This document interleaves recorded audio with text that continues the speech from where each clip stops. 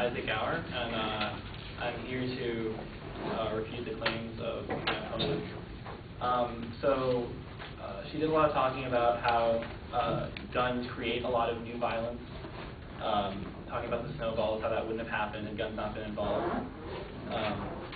I'd like to give an example of a nation that does allow the ownership of guns to a large degree, in fact. Switzerland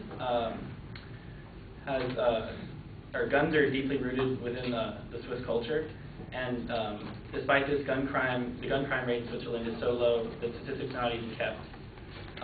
Essentially, the way that the government functions there, rather than having a standing army, the Swiss train people once they reach adulthood for a few weeks every year in the use of weapons.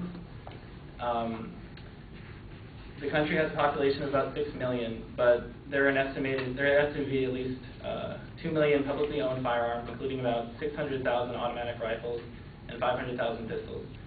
And despite this, violent crime is extremely rare. There are minimal controls at Swiss public buildings, and politicians rarely even keep police protection around them. So this is an example of how guns don't necessarily equate to more violence. I'd like to talk about the logical fallacy in the argument that increased gun production has a correlation to violence. The argument that production of guns creates more violence was created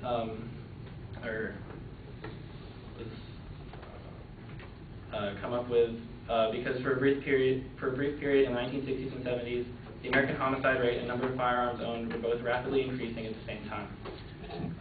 So therefore, the argument advanced and maintained by many anti-gun advocates is that a correlation of more guns and more homicide proves that a widespread availability of guns is a primary cause of murder. However, this is a confusion of cause and effect.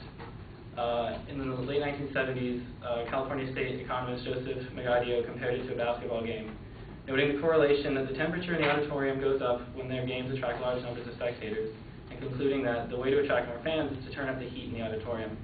It illustrates the point that the correlation between increase in buying guns does not equate to increase in homicide, and can't prove that guns cause murder.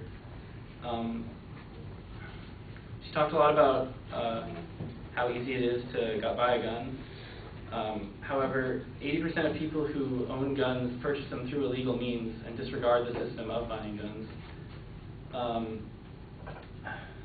The number of guns used in crimes is 450,000, which admittedly seems very high. However, only 0.09% of guns in the U.S. are used in crime. And it's generally small pockets, small cities and areas like that where there's a lot of gun crime rather than the uniform blanket of crime. So this brings up the argument that perhaps there just needs to be greater law enforcement measures instituted in smaller areas where there is a higher crime rate rather than a uniform system of gun control, which won't apply to most of the population. Gary Kleck, a professor at the University of Criminology and Criminal Justice at Florida State University, brings up the point that probably fewer than 2% of handguns and well under 1% of all guns will ever be involved in a violent crime. Thus, the problem of criminal gun violence is concentrated within a very small subset of gun owners, indicating that the gun control aimed at the general population faces a serious needle in the haystack problem. Gun control may also cause unforeseen problems.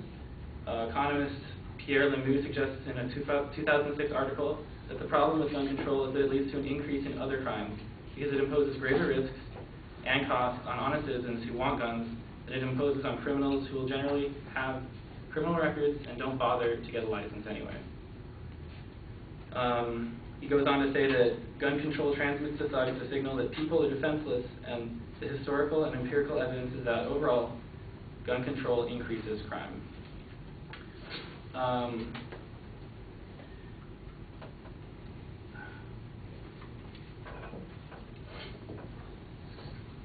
And going back to the low number of, or the concentrated number of crimes in small areas of the United States, the FBI statistics reveal that 75% of all violent crimes for any locality are committed by 6% of hardened criminals and repeat offenders.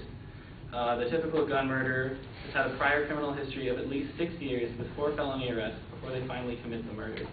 So, I mean, the people who are committing crimes with guns are not everyday people. It's not that because you buy a gun you will commit crimes. These people are criminals and have been criminals generally for longer than they've owned the gun. And that is my argument thus far.